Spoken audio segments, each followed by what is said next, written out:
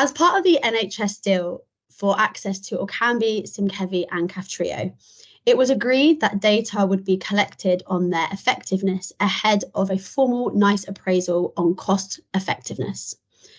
In October, NICE's independent committee will meet to discuss modulator therapies. I'm here today to talk to Cystic Fibrosis Trust CEO, David Ramsden, and Director of Medical Affairs, Dr Keith Brownlee, about the upcoming appraisal and what it means for the CF community. Hello, I'm David Ramsden and I'm the Chief Executive of Cystic Fibrosis Trust. I'm Keith Brownlee. I'm Director of Medical Affairs at the Cystic Fibrosis Trust, and prior to that I worked as a consultant paediatrician in Leeds caring for children and families with cystic fibrosis for about 30 years. Thank you both for joining me. So David, I'm going to ask you first to just give us a little bit of background and context into NICE and the current situation. It seems incredible, but it's almost 4 years since the deal was announced for Orkambi and Symkevi to be available on the National Health Service. What that deal did was start the clock on a 4-year process of collecting data and information, what we call real-world evidence, about the experience of people with cystic fibrosis taking those drugs. If we fast forward a few months to the summer of 2020, there was the fantastic news that Kaftrio had also been authorised, and that was added into the deal at that point. So we're now at the point where we're approaching the 4th anniversary of that initial deal, and the point at which all of the evidence that's been gathered and over 1,000 submissions from the community that you gave us earlier in the year are to be considered by NICE. Now, NICE, the National Institute of Clinical Excellence, is the body responsible in England for judging the cost effectiveness of medications, and that's what they're primed to do over the next few weeks. So, Keith, what does this mean for people already on modulators? Right, thanks, Nicole. That's a great question.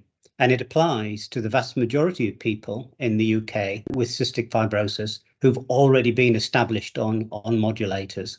But it also applies to those individuals with CF in the UK who are going to start on modulators whilst this NICE process is ongoing.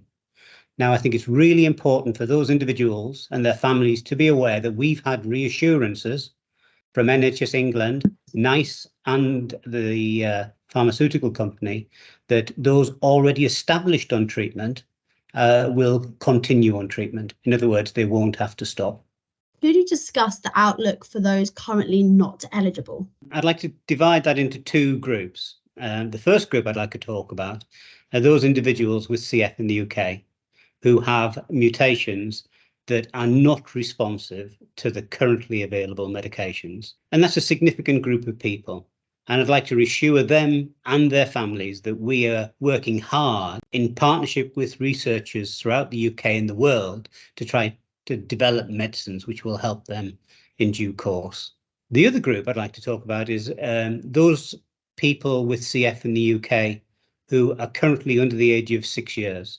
So those individuals with CF have mutations that probably will respond to the medications that are available, but are too young to gain access under the current arrangements. Now, as some of them become old enough to start on treatment throughout this process, they will be able to start and will remain eligible.